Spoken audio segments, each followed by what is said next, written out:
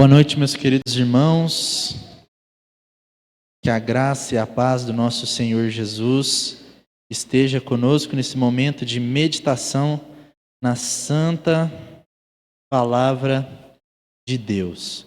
Meus irmãos, no último domingo nós começamos a série especial de Páscoa. Nós teremos ao todo três sermões que vão permear a Páscoa, tanto antes do sacrifício, durante e depois o sacrifício de Jesus. No último domingo, nós vimos sobre a espera do Messias. A humanidade inteira estava aguardando a vinda do Messias. Todo um povo eleito por Deus estava aguardando que o Messias viesse à terra e se sacrificasse em favor do povo. E então, no dia de hoje, nós vamos ver algo durante a Páscoa, algo durante a crucificação de Cristo, que é sobre o nosso lugar na Páscoa. Nós temos que entender qual que é o nosso lugar na Páscoa, na celebração da Páscoa. Para isso, nós vamos abrir a palavra de Deus em Mateus 27, dos versos 15 até o 26.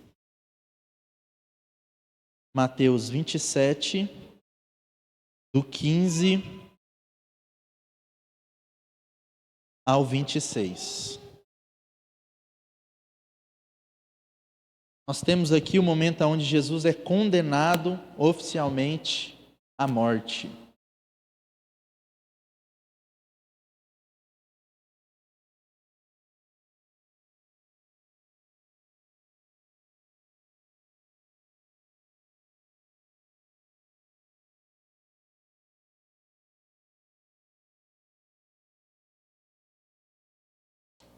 Mateus 27, 15, assim diz a palavra do Senhor. Por ocasião da festa, o governador costumava soltar um prisioneiro escolhido pela multidão. Naquela ocasião, eles tinham um prisioneiro muito conhecido, chamado Jesus e Barrabás. Pilatos perguntou à multidão ali reunida: qual destes vocês querem que eu solte? Jesus ou Barrabás, chamado por Cristo? Porque ele sabia que o haviam entregado por inveja. Estando Pilatos sentado no tribunal, a mulher dele lhe enviou esta mensagem: não se envolva com esse justo, porque hoje em sonho sofri muito por causa dele. No entanto, os chefes dos sacerdotes e os líderes religiosos convenceram a multidão a que pedisse Barrabás e mandasse executar Jesus. Então o governador perguntou: qual dos dois vocês querem que eu solte? Eles responderam: Barrabás. Pilatos lhe perguntou: que farei então com Jesus, chamado Cristo? Todos responderam: crucificam. Por quê? Que crime ele cometeu? Perguntou Pilatos. Eles, porém, gritavam ainda mais: crucificam. Quando Pilatos percebeu que não estava obtendo nenhum resultado, mas, ao contrário, que um novo tumulto se iniciava, mandou trazer água, lavou as mãos diante da multidão e disse: estou inocente do sangue deste homem, a responsabilidade é de vocês. Todo o povo respondeu: que o sangue dele caia sobre nós e sobre os nossos filhos. Então Pilatos soltou-lhes Barrabás, mandou açoitar Jesus e o entregou para ser crucificado. Vamos orar? Senhor Jesus, muito obrigado, Deus, por esse momento de comunhão. Muito obrigado, Deus, por esse culto dominical, onde nós podemos aqui, Deus, nos reunir em adoração e louvor ao Senhor, que é grandioso, maravilhoso. Nós queremos, Pai, neste momento, observar o que a palavra de Deus nos diz. Nós queremos entender o que a palavra de Deus nos diz. E que o Senhor nos ajude a entendermos, Pai, no nome de Jesus, que o Senhor conduza esse momento para a sua honra e para a sua glória. Em Cristo Jesus que nós oramos. Amém. Amém. Meus irmãos, aqui nós temos um momento na história bíblica muito conhecido, né?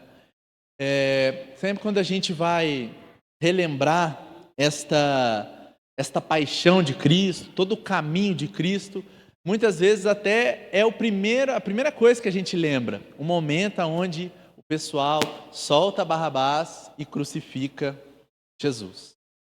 E diante deste texto bíblico, eu gostaria de trazer aos irmãos o tema da nossa segunda mensagem da série A Páscoa em Mim. Nós iremos falar sobre a cruz e como a cruz era o nosso lugar. A cruz era o meu lugar, a cruz era o seu lugar. E nós vamos perceber isso de uma forma muito fácil. Porque quando nós olhamos para esse texto que nós lemos, fica muito claro para nós o como a cruz era para nós, como a nossa situação estava na mesma situação de Barrabás. E sempre quando eu leio esse texto bíblico, eu me lembro das encenações que tem sobre a paixão de Cristo, sobre a morte de Cristo. Nós temos inúmeras, muito praticado pela Igreja Católica durante a Semana Santa. E na época que eu era católico, eu ia nessas encenações e eu sempre me lembrava do momento onde a multidão gritava: solta Barrabás. Eu era criança, não entendia direito o que estava acontecendo, sempre ficava meio chateado, falando: o que esse povo está falando? Solta Jesus, meu Deus do céu, alguém ajuda Jesus. Mas a verdade é que tinha que acontecer daquela forma. Nós temos também, nesta época, sempre aparecem alguns vídeos, às vezes de algumas pessoas batendo nos soldados romanos. Sempre tem uns vídeos assim, nessa época, o pessoal revoltado com o que estão fazendo com Jesus. Às vezes são crianças também, a gente vê alguns vídeos nessa época. E isso me faz pensar e refletir sobre quem é Barrabás nisso tudo. Quem somos nós diante desse evento que aconteceu, diante desse momento onde um povo decide soltar um assassino ao invés do próprio Deus. Uma coisa tremenda, assim, uma coisa que nós não conseguimos nem entender como a história, o próprio Deus decidiu fazer dessa forma. Vamos observar o texto bíblico em que nós lemos. Quando nós olhamos para alguns versos, entre eles o verso 17, aonde Pilatos faz a pergunta ao povo, ele diz: Pilatos perguntou à multidão ali reunida: qual destes vocês querem que eu solte? Barrabás ou Jesus? Muitas vezes, meus irmãos, nós somos condicionados, a sociedade em si, ela é condicionada a escolher Barrabás, a decidir soltar Barrabás. Nós podemos levar para muitas áreas da nossa vida. Nós podemos olhar para as coisas do mundo, o quão são oferecidos para nós prazeres momentâneos, abandono de Deus, coisas supérfluas, tentações para você gastar a sua vida, coisas para você se esquecer de Deus e não querer mais o Senhor. Esse é o caminho de Barrabás. Mas nós devemos escolher soltar Jesus, não é mesmo? Seguir o caminho de Jesus. Mas diante de tantos personagens nesta passagem bíblica, eu gostaria que nós tivéssemos um momento de reflexão em cima de dois deles. Nós temos três principais, Primeiro, Jesus. E segundo, nós temos Barrabás. E em terceiro, nós temos um personagem aqui que nós conseguimos tirar muitas reflexões boas. Pilatos. Pilatos, ele era um homem, um governador romano da Judéia, e ele não era um bom governador. O seu governo era marcado por tensões políticas, conflitos com o povo judeu não gostava dele, ele não agradava o povo judeu. Ele também era muito conhecido pela sua violência, insensibilidade religiosa, ele não se importava com os judeus, com a religião dos judeus. E por muitos momentos, Pilatos, ele era julgado. Ele não sentia que ele estava agradando o povo judeu. E interessante como Pilatos tem uma missão que ficou marcada na história.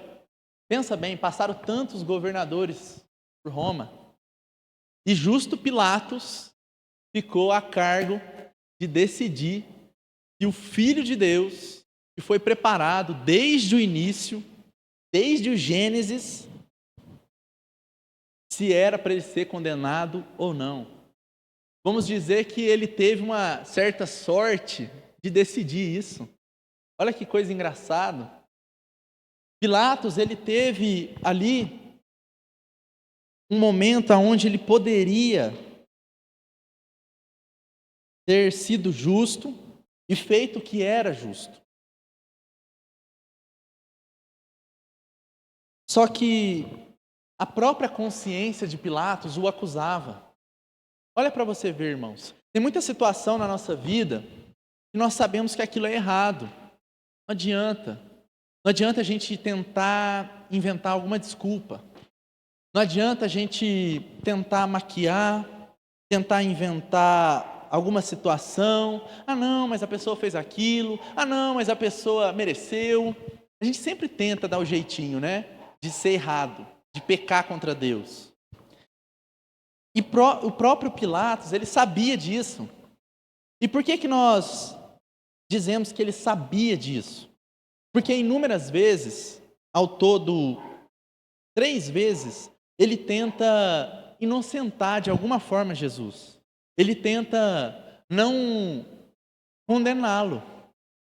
E como nós vemos isso? Primeiro, no início do julgamento, Pilatos, ele fala uma frase, ele fala: eu não vejo crime algum neste homem. Ele fala desse jeito, está escrito em Lucas 23. Eu não vejo crime nenhum neste homem. Ou seja, Pilatos não conseguia identificar crime em Jesus.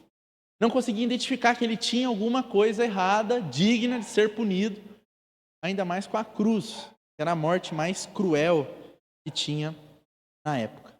E em um segundo momento, mais à frente, no capítulo 23, ele faz algo interessante, porque ele diz aos sacerdotes e ao povo: apresentastes-me este homem como agitador do povo, mas tendo interrogado na vossa presença, nada verifiquei contra ele dos crimes de que o acusais. Olha para vocês verem, irmãos. Primeiro, ele fala: não tem crime nenhum, vou mandar para Herodes.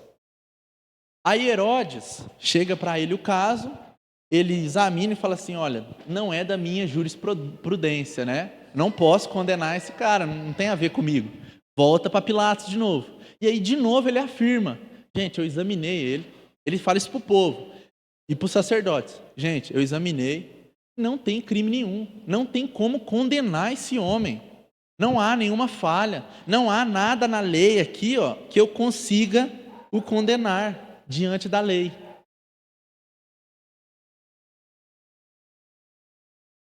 Tanto ele como Herodes também identificaram isso. Eles viram que não havia crime nenhum em Jesus e não fazia sentido o condenar. Mas então, num terceiro momento, no final do julgamento, ainda no capítulo 23 do Evangelho de Lucas, ele pergunta ao povo que mal este homem fez. Ele ainda questiona o povo, né? Achando que o povo ia corresponder.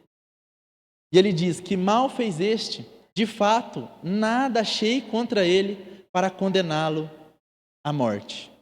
E então, nós temos aí o registro da pressão que Pilatos estava. Na sua mente e diante da lei deles, não havia motivos para condenar Jesus.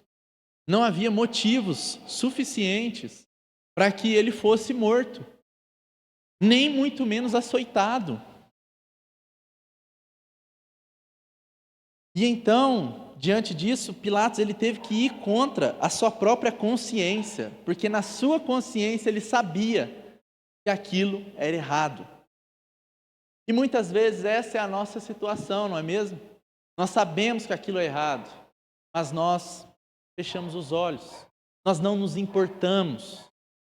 E talvez nós temos nos comportado como Pilatos. Muitas vezes nós falamos sobre atitude, sobre intenção do coração, mas nós não falamos sobre a omissão, um pecado feio também. E muitas vezes a gente passa despercebido. A gente comete e acha que está tudo bem. A gente omite as coisas, a gente não age como deveríamos agir. E então Pilatos percebe a intenção maldosa dos sacerdotes. Ele já sabia que os sacerdotes queriam que ele fosse condenado. Ele sabia que as acusações contra ele eram falsas, Jesus não havia nada contra. Mas Pilatos, ele não teve coragem, ele não teve pulso firme para ser fiel à sua consciência, ser fiel à lei deles. Se posicionar, falar assim, não gente, ele não vai ser condenado. Ele não foi fiel ao que cria, ao que ele vivia, ao que ele entendia pela lei, o que era certo. Ele não foi fiel. E muitas vezes essa é a nossa situação. Então Pilatos sabia que Jesus era inocente e ainda para piorar, ele vai contra a esposa dele, né? Com certeza, quando ele chegou em casa, ele dormiu no sofá, né? Porque a esposa avisa ele, fala, olha, eu sonhei com ele, eu sofri com ele a noite inteira, com este homem, não o condene.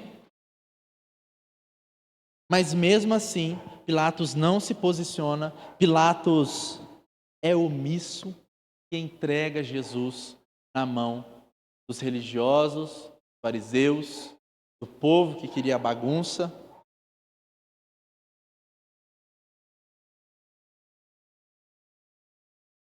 Pilatos, muitas vezes, representa nós diante das situações, diante das coisas deste mundo. Nós somos chamados a não agirmos assim, meus irmãos, a posicionarmos, a sermos posicionados naquilo que cremos, a tomarmos as atitudes corretas, a lutarmos contra a intenção dos nossos corações, que é enganoso, nosso coração é enganoso, são más intenções a maioria das vezes. Mas nós também devemos lutar contra as nossas atitudes e contra a nossa omissão. Ou seja, Pilatos, ele tenta transferir a responsabilidade para Herodes, ele tenta prometer que ia açoitar Jesus, ele fala para o povo, né? Não, vamos açoitar ele e tá bom. Ele queria de alguma forma agradar os judeus. Ele queria de alguma forma tentar agradar os dois lados, tanto a sua própria consciência, como também aqueles religiosos que o odiavam. Ele também tenta soltar Jesus mais uma vez, propondo essa disputa com Barrabás. Ele fala, nossa, Barrabás foi um assassino, o crime dele está confirmado. Agora Jesus não fez nada. Se eu propor a soltura de algum deles, como era de costume, né, ter isso na Páscoa, eles vão escolher Jesus. É lógico, não é possível que eles vão querer crucificar Jesus, né, condenar Jesus do crime que ele não cometeu, ao invés de condenar um assassino. Mas a verdade é que o mundo escolheu e sempre escolherá o criminoso, não o Cristo. O mundo sempre vai nos levar à distância de Deus, ao contrário do que é certo, ao contrário de Deus, a maioria, a manada. E então Pilatos chega no final e ele toma uma atitude bem de pessoa que é omissa, né? Ele pede para o pessoal trazer uma água e ele lava as mãos na frente do povo, como se aquilo fosse justo. Ele era o governador, ele era responsável por tomar as atitudes. Se era errado, se não estava na lei, era só ele fazer a lei. Era só ele executar o que estava na lei. Não tem crime, não tem como condenar, gente. Próximo, não tem o que fazer. Mas não, ele cede à pressão do povo. Ele cede à pressão das pessoas com desejo de agradar os judeus. Seu governo já estava muito conturbado. Mas o interessante é o final dessa história, meus irmãos. O final da história de Pilatos, né? Nesse caso, primeiro. Pilatos, ele condena à morte o único justo que já pisou na terra. Ou seja, ele foi o pior juiz de toda a humanidade. Porque ele condenou o que não tinha crime nenhum, algum. Se passasse todo o filme da vida de Jesus, era impossível achar um erro. E mesmo assim ele condena. Ou seja, foi a condenação mais desonesta, mais injusta de toda a história da humanidade. Só que o seu governo não melhorou depois disso. Nós temos registrado na história, o seu governo continuou conturbado e depois de alguns anos, ele saiu de Roma, foi deposto. E olha que interessante. Na verdade não é tão interessante, né? Mas olha que curioso. Ele se suicidou. Nós não sabemos, meus irmãos, o que o motivou. Mas eu tenho certeza que um pouquinho do que levou ele a fazer isso está na condenação de Jesus. Está no remorso. Está de ter ido contra a sua própria consciência. Pense bem, meus irmãos. Um homem justo, condenado pelas tuas mãos, o sangue que está nas mãos de Pilatos não adiantou lavar. Ele era o responsável por aquilo.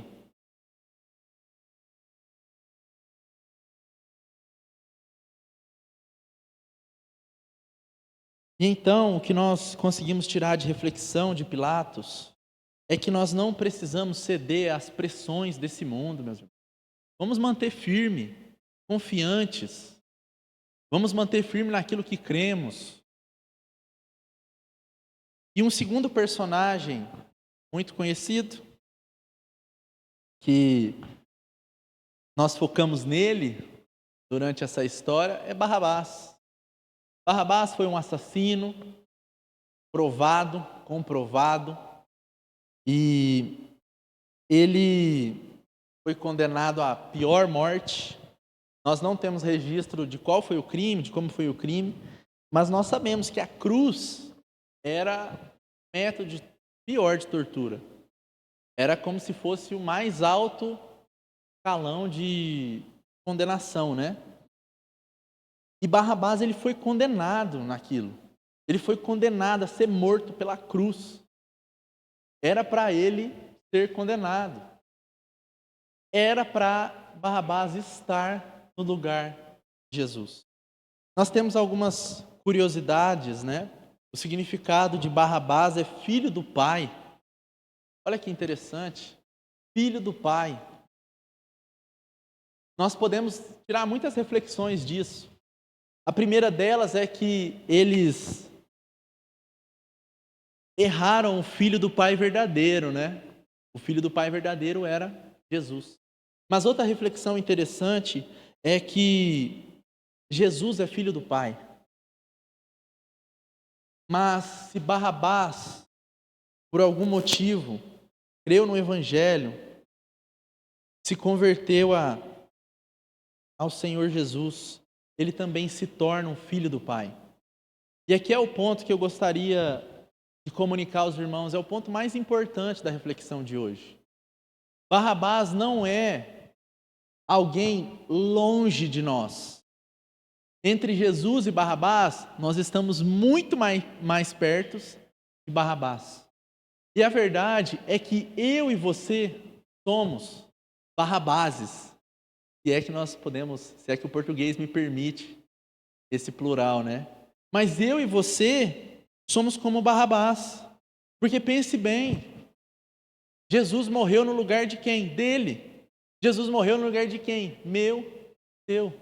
E Barrabás, ele merecia aquela morte. Ele merecia aquela cruz. É o nosso caso. Ou seja, nós também somos filhos do Pai. O Filho do Pai verdadeiro, Cristo Jesus, morreu por nós na cruz do Calvário para que nós, que também somos filhos do Pai, assim como diz o significado do nome dele, pudéssemos sermos salvos, pudéssemos termos vida em Cristo Jesus. Esse para mim é o ponto alto dessa história. Ali não era esse registro na Bíblia, não era apenas só para ter, né?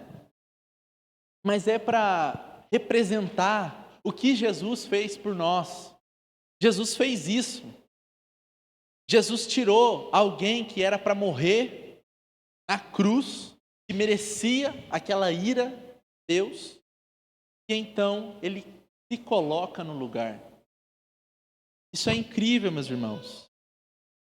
Nós somos como Barrabás. Muitas vezes nós colocamos ele longe de nós, né? Não, mas ele é um assassino, ele é um doido. Nós não olhamos para ele e falamos, meu Deus, eu sou como Barrabás. Eu sou alguém que merecia a morte e Jesus morreu em meu lugar.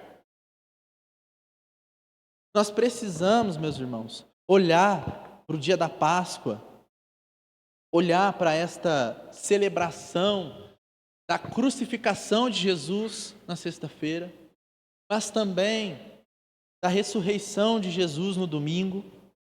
E nós devemos olhar para isso, dando glória a Deus, porque Deus é maravilhoso, porque através desse sacrifício perfeito, nós não temos dívida com Deus. Isso para mim é tremendo, meus irmãos. É como se nós tivéssemos uma dívida impagável, se alguém pagasse. Nós vamos estar diante de Deus, mesmo com todos os nossos pecados, por mais terríveis sejam. Em alguns momentos de crise de fé, a gente pode não se achar digno, né? Talvez todo crente tenha essa fase. Ah, não, mas eu sou errado demais, eu não sou digno disso, não vou largar a mão de ir na igreja. Meus irmãos, nós nunca seremos dignos. Nós sempre estaremos como Barrabás, criminosos, merecedores da cruz. E sempre Jesus Cristo vai tomar nosso lugar. A mensagem principal da Páscoa é essa. É que o Evangelho de Jesus, é que a graça de Deus nos alcançou através dessa morte. Uma morte terrível, tenebrosa. Até hoje nós temos só um filme, né, que chegou perto da gente ter um pouco da noção, né, que foi aquele Paixão de Cristo. Filme bom, recomendo aos irmãos. Não é um filme que você assiste e fica, nossa, que feliz, fica feliz pela salvação, né? Mas é um filme que nos causa assim, meu Deus, que o meu Senhor sofreu na cruz. Isso que nós não temos nem noção do sofrimento espiritual que Jesus passou na cruz, né? Só dizendo o sofrimento físico.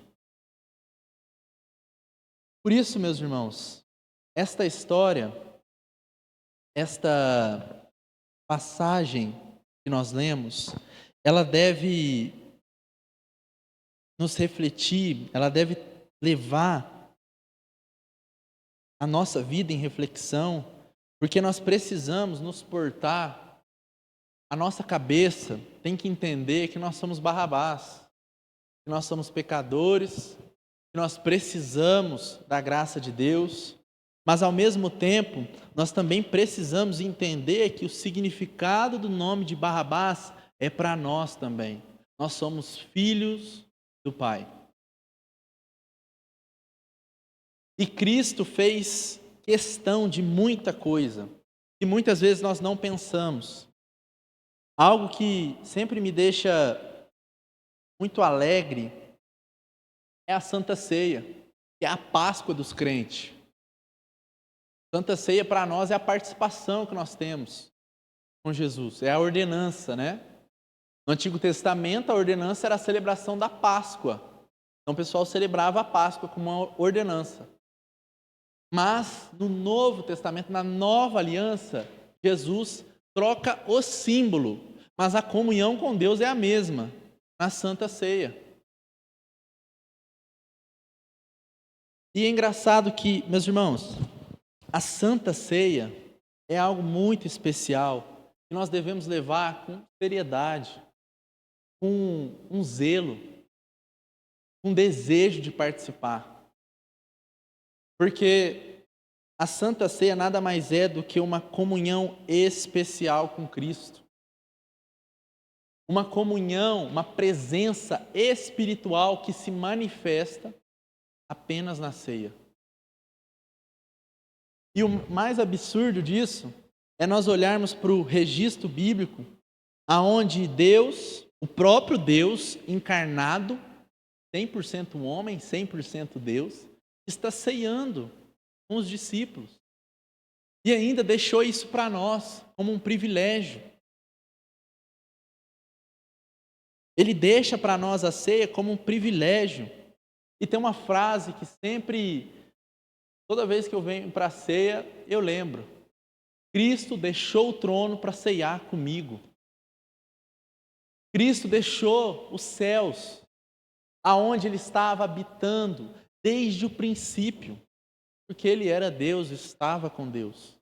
E então Ele desce do trono, Ele vem à terra e Ele ordena uma ceia que nós, crentes, podemos participar todos os meses.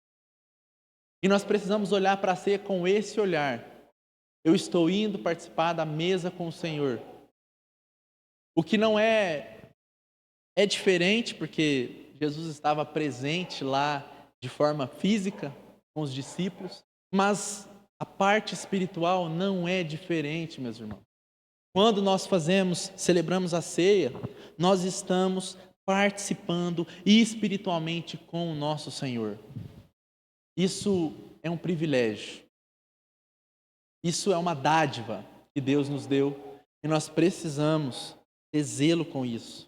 Nós precisamos entender que é uma ordenança. É até engraçado porque na Constituição da Igreja, da Presbiteriana Independente, você fica um ano sem participar da ceia, você é desarrolado do rol de membros. É engraçado isso porque eles seguiram firmes, né? Não, tem que participar. E realmente é necessário para nós, meus irmãos, nos relembrarmos do sacrifício, nos relembrarmos, participarmos da presença especial com Jesus.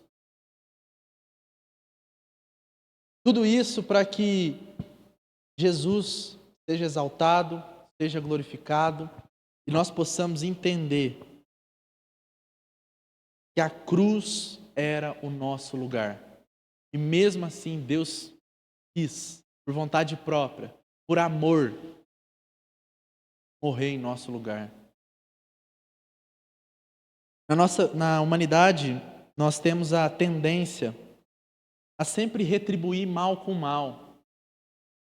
Nós temos a tendência a destilar ódio àquelas pessoas que às vezes até merecem nos padrões do mundo. Mas olha que interessante, né? O nosso Senhor, em vez de destilar ódio, destilou amor na cruz do Calvário. A Páscoa é sobre amor, sobre como nosso Senhor agiu em amor por nós. E hoje, meus irmãos, é um dia propício, é um dia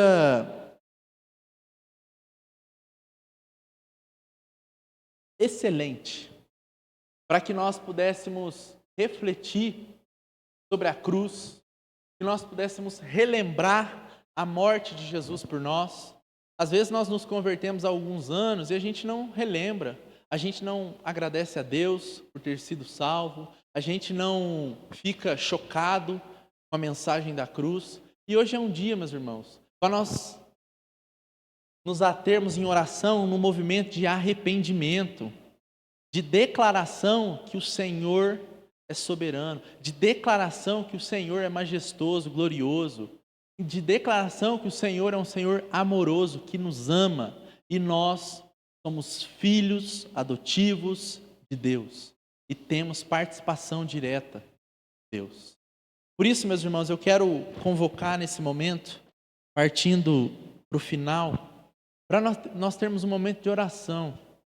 E agora é um momento propício para você se colocar diante de Deus, para você agradecer a Deus pela cruz, agradecer a Deus pela Páscoa, agradecer a Deus por Ele ter morrido em seu lugar, mesmo você merecendo a cruz. Agradecer a Deus por nós sermos como Barrabás, que merecia condenação, mas Jesus vai e morre fisicamente no nosso lugar. É um momento propício para você também que não tem se arrependido dos pecados, ou talvez não sabe, não consegue se lembrar do momento onde você reconheceu que é pecador, no momento que você reconheceu que a cruz é para você e que Deus te salvou dela. Hoje também é um momento propício. Vamos orar, meus irmãos, colocando diante de Deus. Curvem as suas cabeças, meus irmãos, vamos pensar, vamos refletir sobre esse momento.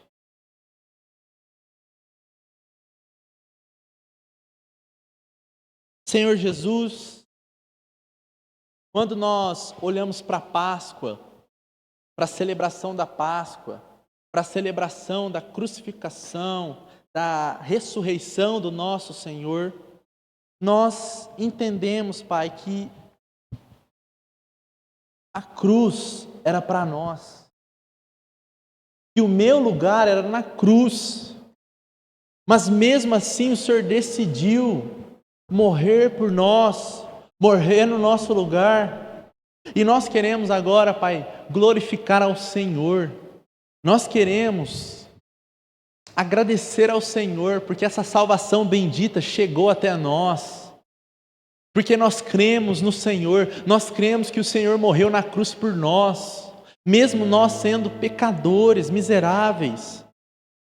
O Senhor fez questão de nos salvar, o Senhor fez questão de nós. Hoje nós somos filhos de Deus.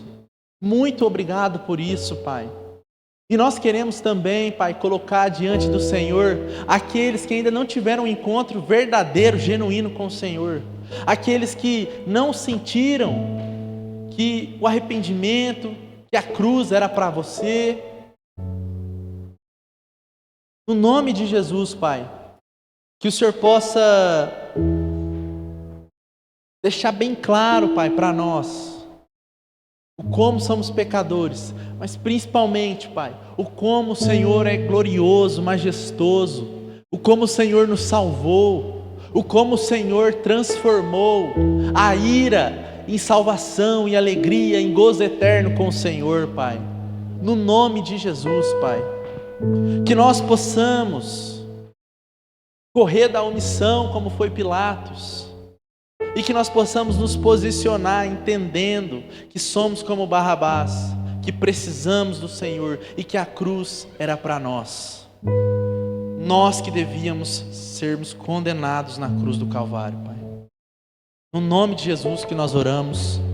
Amém e amém.